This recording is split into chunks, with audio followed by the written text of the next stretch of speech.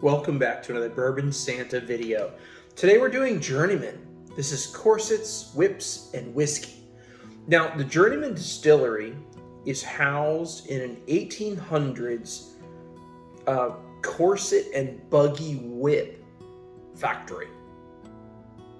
First off, that's cool as shit. I don't know if you know, but that's pretty freaking cool. It's very it's very S&M, and I like it. Anyway, so this is batch 15, and Journeyman is a very grained glass, kind of organic, handmade, certified kosher, certified organic, USDA certified organic, very much on that kind of end of the spectrum, where they're trying to be super craft and super grained glass and being very conscious of it and going and endeavoring in that direction. And I totally dig that. I absolutely dig that. And Journeyman makes one of my absolute favorite whiskeys ever. This is a Silver Cross store pick, and it's for a liquor store near me, the Brick and Barrel liquor store, not liquor store, bar in a restaurant, and this thing is one of the best bourbons that I think I've ever had. And so I've been wanting to get my hands on a few other of their releases, and this is one of the ones that was on my list. So my buddy old pal Clint, who lives in Texas, saw one of these on the shelf. He grabbed one for himself, and he asked me if I wanted one, and I said, hell yes. So he sent this to me, and thank you so much. Thank you, Clint. It's 57.75% alcohol, and it's 100% wheat whiskey at cask strength. Now, when you first get this bottle, you're going to want to open that puppy up. And when you pour yourself some of this whiskey, you're going to want to let that puppy sit in the glass for a while. You're going to want to get some air into this whiskey. The reason I say this is when I first tried this over the weekend, I was not impressed. Not even slightly. I was getting two notes when I poured it that I wouldn't describe as good. I was getting a plasticky note and a 2-cycle mixed engine oil, like the oil, the gasoline you make for your weed whacker with the oil in it, with a 2-cycle oil in it. It was very off-putting, and I was like, man, I'm not impressed with this bottle. I'm actually really upset about it. That dang, somebody that put out something so great is putting out something that's kind of rough, kind of harsh, kind of off-putting. But then today, I poured this and I started to shoot this video, and I could tell that it was better already from the get-go this morning. I could tell that this was better than when I tried it on Saturday or Friday night. So in just a couple days, from having a little bit of air in the bottle, it had gotten better. That plasticky note was way less.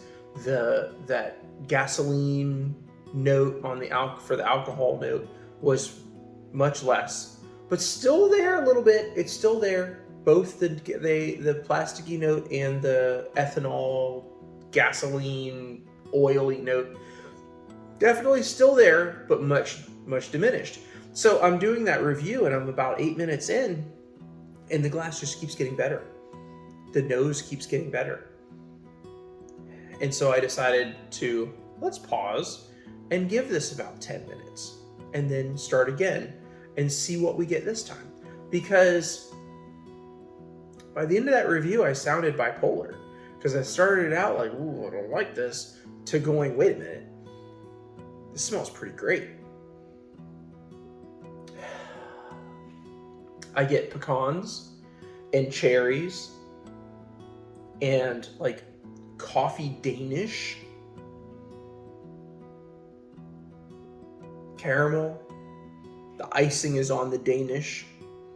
There's hints of citrus, orange.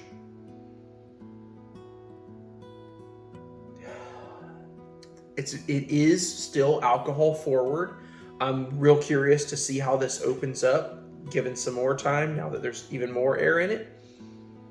But the nose on this just keeps getting better in the glass. So pour it, let it sit. Monster crocodile tear legs in the glass. This might be another bottle that I might even should decant. Let it sit for an hour, put it back. That nose has gotten exponentially better in the last, now about 18 minutes. It's still bright. It still hints at being young. They don't put an age statement on this one. But that's a Journey whiskey. And I don't think, I don't know, I may be making myself into a liar right now, but I don't think I've had a 100% wheat whiskey. I almost got an Old Elk straight wheat, but I didn't buy that one. And I know I've had the wheated, lots of wheated stuff, but I don't think, I can't remember. There's something sticking in my brain though that maybe I did, so don't quote me on that. But this smells so interesting. Let's taste it.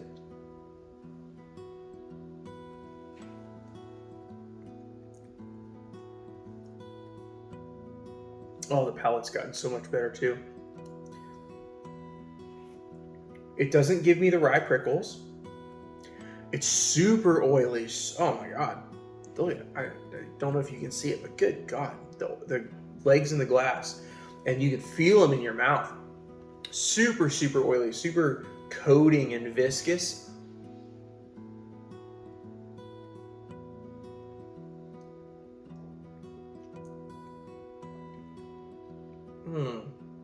Butterscotch bomb.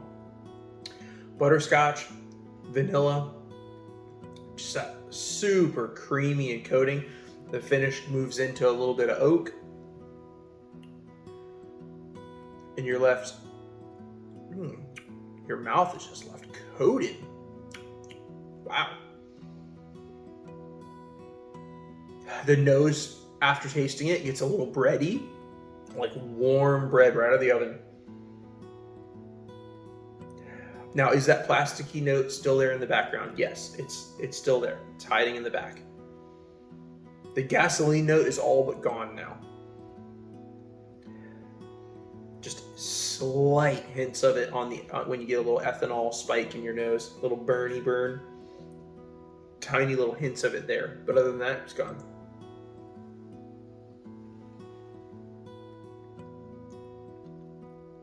Oh. See, that's good. That's good. Now, on Friday, I would have told you that I didn't like this whiskey. I tried one pour out of it Friday night, and I was immediately put off. I was like, oh, God. And that was my first whiskey of the night, so it's not that I was influenced by anything weird that I had drank before it, and I was like, oh, I don't like this at all. And I even told Kelsey, I said, oh man, I'm really disappointed about this one because I had expectations because of the other whiskey. The legs in the glass are sick on this. They're like hanging on the glass and so slowly running down that some of them are breaking, and then part of it runs down, part of it stays hanging, and then slowly starts to follow. Wow, I don't think I've ever seen legs behave like exactly like that in a glass. I've seen them hang and not come down, but I don't think I've ever seen them like segment off and then follow each other down like that. Good grief. That's really cool. That's really cool. This is a good whiskey. I can't believe how much my opinion has changed since Friday on this.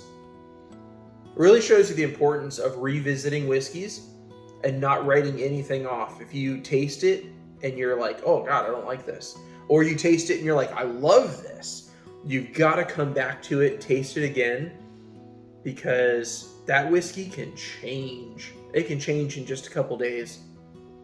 Wow. Thanks for watching, guys. Until next time, I hope you have a great day.